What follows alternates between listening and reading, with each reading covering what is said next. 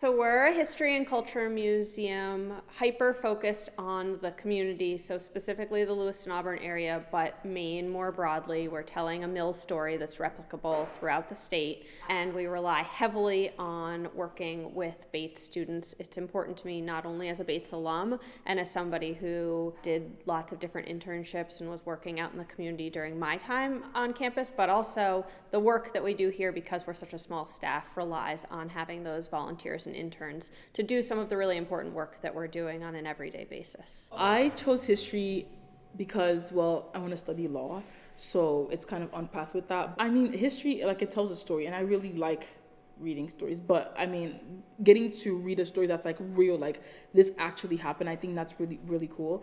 And it's how like you get to know about, people that came before you and what they did, and it helps you also understand, like, okay, maybe we shouldn't do this or go this route in the future, and you can learn from history to make a better future. And so that's why I really like history. I think coming to Bates, especially learning about race, slavery, and like topics that I have found interest in, and just learning about how, especially because I'm from Africa, right? So learning about how people from Africa, they came here, and then how they like were the backbone of this country, help make this country what it is today. I think that's when like I really started like, okay, like this is interesting to me. I've made my life in museums, and so I'm really happy. It feels like a culmination in some ways to be combining my love of museums and being back in Lewiston, where I first learned to love museums.